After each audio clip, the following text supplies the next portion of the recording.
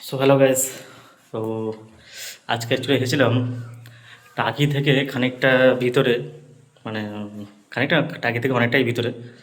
আগে বলো চুলদারি কেটে কেমন লাগছে। बोला तूने यही पहले क्या बोला चल चल যাই হোক, মোহনপুর বাঁধ জায়গার নাম। তো ডাক্তার, তার ফ্যামিলি, তার বন্ধুবান্ধব সব এসেছে। আমার জন্য এই রুমটা অ্যাফোর্ড হয়েছে। বাথরুমটাও বেস্ট, মানে একটা ড্রাইভারে এরকম রুম হয়েছে, তাই আমার কাছে অনেক বড় ব্যাপার। মানে এত ভালো রুম এক্সপেক্ট করিনি। যাই হোক, বেড, রুম দেখতে পাচ্ছ।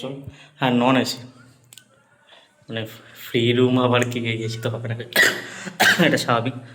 তো জাস্ট গেছি ব্যালকনি, মানে গরিবের ব্যালকনিটা জাস্ট দেখো।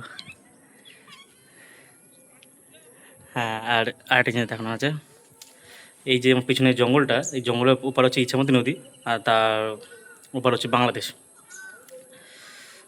থেকে বসে আছে, যদি কোনো একটা জঙ্গি, মানে বাংলাদেশ টাইপের মাল, রোহিঙ্গা বা কিছু দেখতে পাই, কেলানোর খুব ইচ্ছা আছে। যাই হোক, তো জাস্ট ভিউটা দেখো। আপাতত এখন স্পিচলেস, এরকম লোকেশন অনেকদিন পরে দেখতে পেয়েছি। সারাক্ষণ গাড়ি গাড়ি আর গাড়ি করে।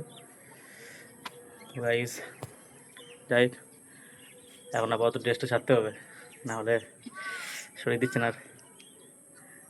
বেরিয়েছে সেই মানে 10টায়, এখানে ওখান থেকে ঘুরে ঘুরে, আর একটু আগে জাস্ট এসে ঢুকেছে। অ্যাকচুয়ালি যে রিসোর্টটা পুরোটা আছে, রিসোর্টের ভিউটা পরে দেখাচ্ছি পরে ভিডিওতে। একটা জিনিস দেখো গাইস,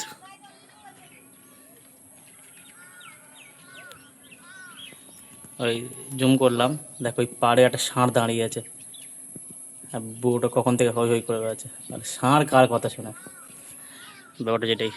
তো গাইস, টাটা। আপাতত নেক্সট ভিডিওতে রিসোর্টটা বা মানে পুরো রিসোর্টটা দেখাচ্ছি। টাটা।